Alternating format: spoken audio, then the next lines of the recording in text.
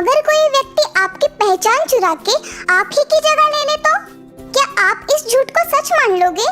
अरे ऐसे घबराइए नहीं, पहले हमारी ये कहानी तो देख लीजिए, आपको आपका जवाब मिल ही जाएगा। और हाँ, ऐसे ही अनोखी और मजेदार कहानियाँ देखने के लिए हमारे इस चैनल को जरूर सब्सक्राइब करें। फिनलैंड राज्य में एक छोटा सा गांव था जहाँ पर फ्लोरा नाम की एक लड़की रहा करती थी। वो जितनी सुंदर थी उतनी ही दयालु, उसे बत्तखों से बड़ा ही लगाव था।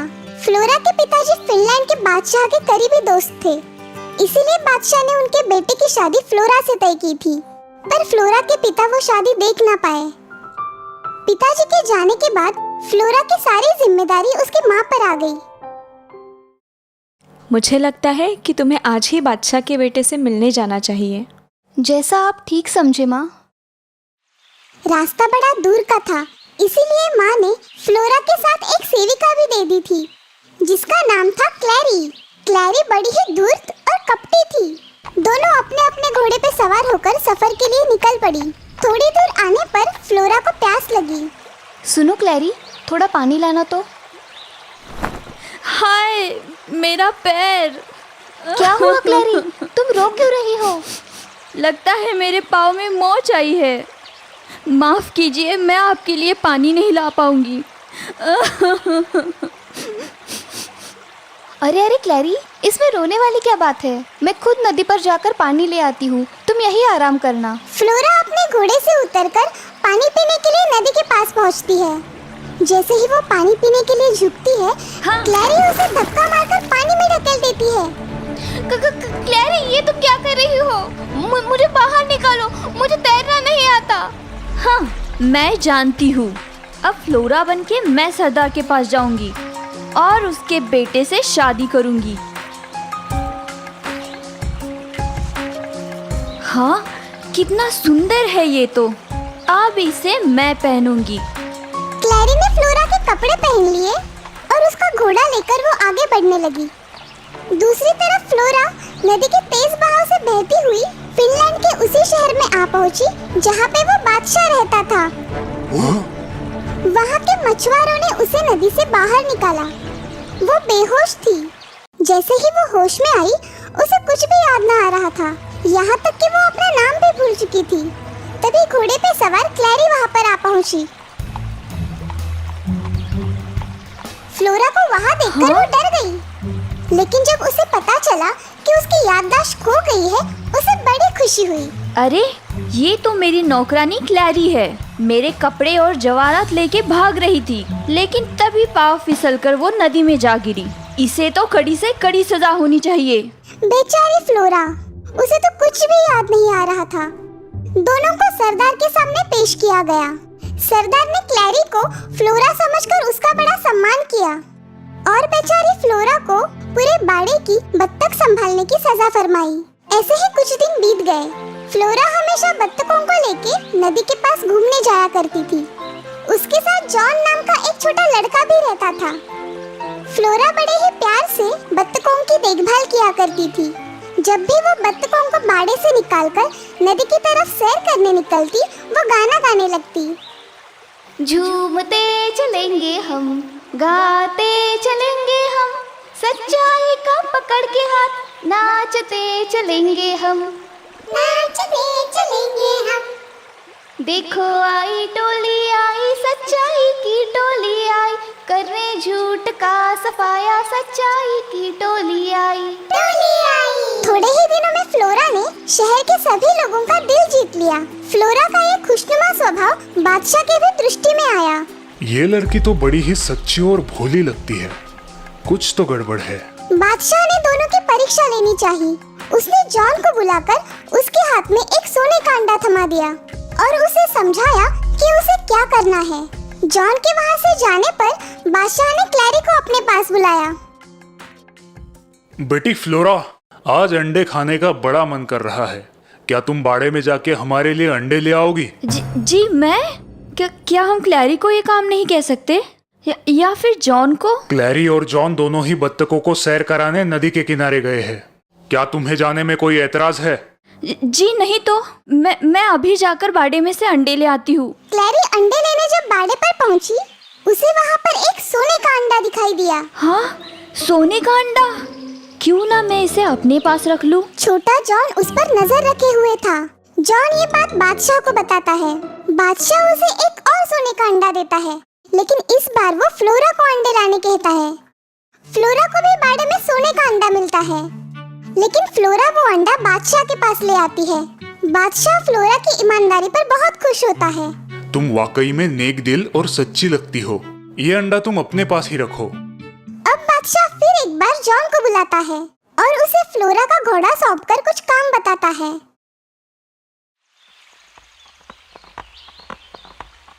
दूसरे दिन बादशाह दोनों लड़कियों को अपने दरबार में बुलाता है। बेटी फ्लोरा, आज तुम्हारी हमारे बेटे के साथ शादी होने वाली है। हमें तुम्हारे पिताजी की आज बड़ी याद आ रही है। वो एक अच्छे व्यापारी तो थे ही, मगर साथ ही में वो एक अच्छे गायक भी थे। उन्होंने मुझसे कहा था कि तुम्हारी आवाज में भी जादू है। क्या तुम हमें कुछ गा के सुनाओगी? मैं? क्यों, क्या हुआ? क्या तुम्हें गाना नहीं आता? तुम्हारी ये नौकरानी तो बड़ा ही अच्छा गा लेती है। क्या सच में ये तुम्हारी नौकरानी है या फिर तुम हो इसकी नौकरानी? जी आप ये क्या कह रहे हो? मैं ही फ्लोरा हूँ। खामोश, सफेद झूठ। क्या तुम्हें बाड़े में सोने का अंडा नहीं मिला था? सोने का अंडा? तभी जॉन वहाँ पे फ्लोरा की माँ को ले आता है। फ्लोरा की माँ को देख क्लैरी के होश उड़ जाते हैं। क्यों, आ गया ना चक्कर? क्लैरी, ये हमेशा याद रखना कि झूठ की जिंदगी सिर्फ 4 दिन की ही होती है। झूठ चाहे कितना भी चिल्लाए, वो सच्चाई को कभी नहीं मिटा सकता। गिरफ्तार कर लो इस झूठी लड़की को और तहखाने में बंद कर दो। क्लैरी गिड़गिड़ाने लगती है, मगर सैनिक उसकी एक नहीं सुनते। बादशाह फ्लोरा की माफी मांगता है और उसका हाथ अपने बेटे के हाथों में सौंपता है। बेटी, क्या तुम हमें फिर से वही गाना सुनाओगी जो तुम उन बत्तकों के साथ गाया करती थी? देखो आई टोली आई, सच्चाई की टोली आई, करने झूठ का सफाया, सच्चाई की टोली आई। टोली आई।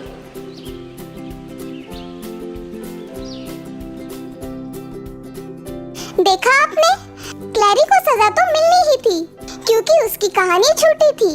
फ्लोरा नेक दिल और सच्ची थी, इसीलिए अंत में जीत उसी की हुई। तो दोस्तों, इस कहानी से हमें ये सीख मिलती है कि झूठ चाहे कितने भी रंग बदले, वो सच्चाई की जगह कभी नहीं ले सकता।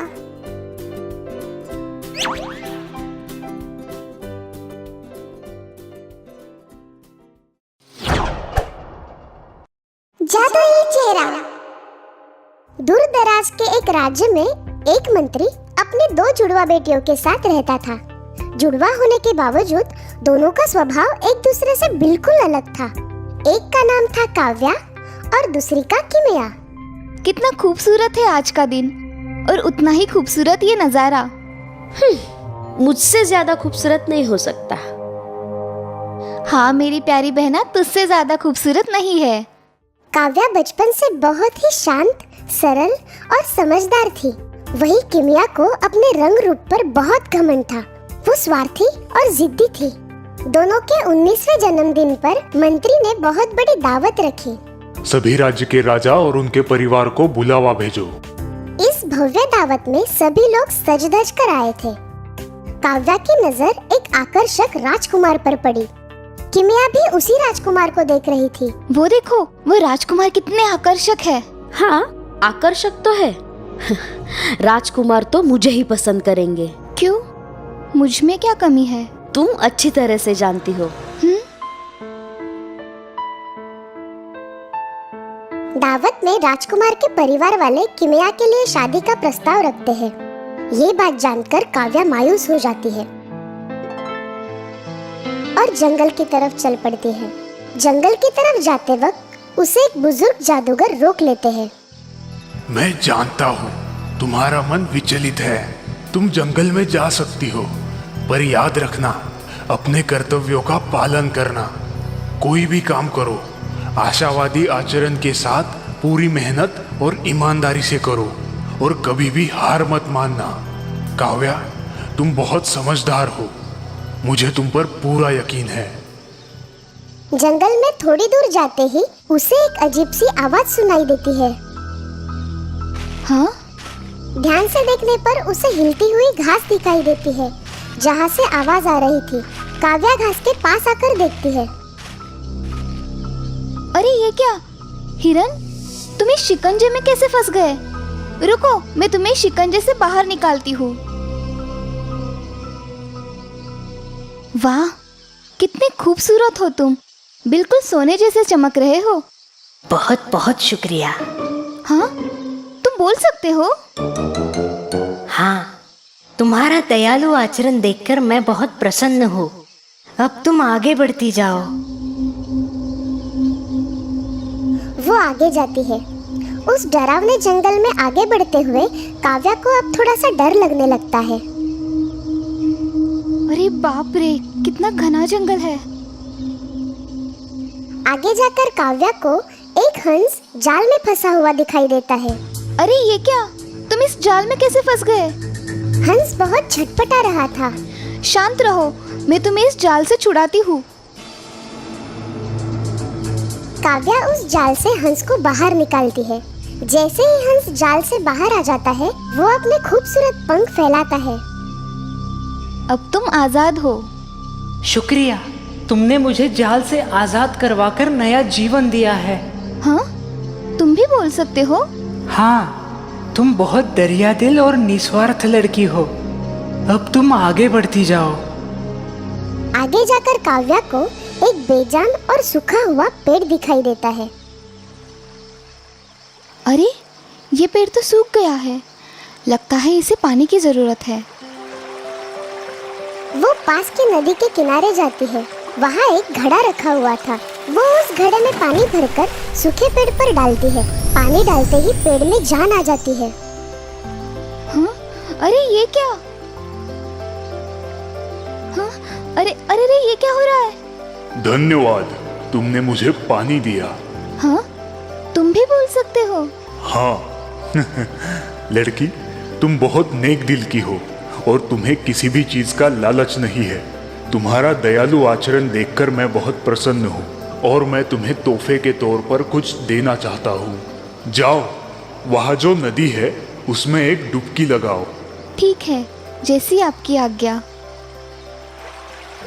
काव्या आगे जाकर नदी में डुबकी लगाती है और जैसे ही वो बाहर आती है, उसे कुछ नया सा महसूस होता है। उसका रंग रूप अब बदल गया था।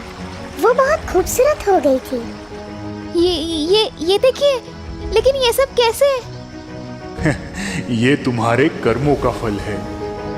मेरा सौभाग्य है कि मुझे आपके दर्शन हुए। मैं ये नहीं जानती कि ये सब कैसे हुआ, लेकिन मैं बहुत खुश हूँ।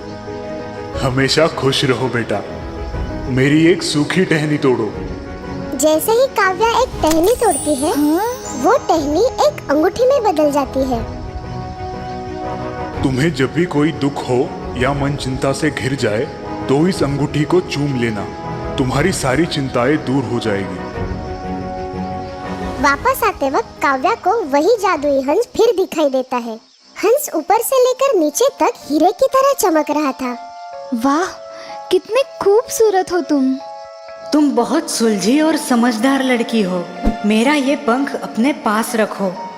तुम्हें जब भी मदद की जरूरत पड़े, इस पंख को हाथ में पकड़कर मुझे याद करना। अरे तुम तो बिल्कुल ठीक हो गए। मैं स्वस्थ हूँ। तुम्हारी उदारता और दया से भरा मन देखकर मैं प्रसन्न हो गया हूँ। मैं तो बस अपने कर्तव्यों का पालन कर रही थी। तुम जब भी किसी मुसीबत में फंस जाओ, मुझे आवाज लगाना। मैं तुम्हारी मदद के लिए आ जाऊंगा। काव्या खुशी खुशी वापस जाती है। रास्ते में उसे वो बुजुर्ग जादूगर मिलता है। काव्या, तुम्हारे स्वभाव को देखकर उन्होंने तुम्हें ये उपहार दिए हैं जो जीवन भर तुम्हारे काम आएंगे। अब अपने घर जाओ, सब कुछ ठीक हो जाएगा। काव्या अपने घर वापस आ जाती है। काव्या, तुम इतनी खूबसूरत कैसे हो गई और कहाँ चली गई थी? और ये सब क्या है? एक बुजुर्ग जादूगर ने मुझे जंगल भेजा था। किमिया के मन में लालच आ जाता है। वो सीधे जाकर बुजुर्ग जादूगर से मिलती है। काव्या मायूस थी, इसीलिए उसे जंगल में भेजा था। तुम्हें ऐसी कोई परेशानी नहीं है। नहीं, मैं भी जाना चाहती हूँ जंगल में। ठीक है, तुम जाना चाहती हो तो जाओ, लेकिन याद रखना जो भी काम करोगी पूरी ईमानदारी से करना। किमिया जंगल में जाती है। बिल्कुल काव्या की तरह उसे भी हिरन मिलता है। मेरी मदद करो, कोई मेरी मदद करो। मैं यह वक्त बर्बाद नहीं करना चाहती हूँ। मुझे जल्द से जल्द और भी खूबसूरत बनना है। वो उसे अनदेखा करके आगे बढ़ जाती है। किमिया आगे जाकर हंस को जाल में फंसा हुआ देखती है, पर वो उसे अनदेखा करती है। आगे जाकर उसे सूखा हुआ जादुई पेड़ दिखाई देता है। तुम वही हो ना जिसने मेरी बहन को पानी में डुबकी लगाने के लिए कहा था? मुझे भी बताओ, कहाँ है वो नदी? मैं भी खूबसूरत होना चाहती हूँ। किमिया की बात सुनकर जादुई पेड़ अपने असली रूप में आता है और किमिया को अपनी शाखाओं से पकड़ लेता है। खूबसूरत? हाँ हाँ, बहुत खूबसूरत बनना चाहती हूँ। तुमने अपनी जिंदगी में ऐसा कौन सा काम किया है जो प्रशंसनीय है? तुमने कभी निस्वार्थ भाव से किसी की मदद की है, किसी का दर्द दूर करने की कोशिश की है, या ऐसा कोई भला काम जिससे किसी का उद्धार हुआ हो? नहीं। लड़की, तुम गलत जगह आई हो। पहले अपने मन से नकारात्मक भाव हटा दो। अपने अपनों से मिलजुल कर रहो। दूसरों के प्रति सकारात्मक दृष्टिकोण रखो। तुम अपने आप खूबसूरत बन जाओगी।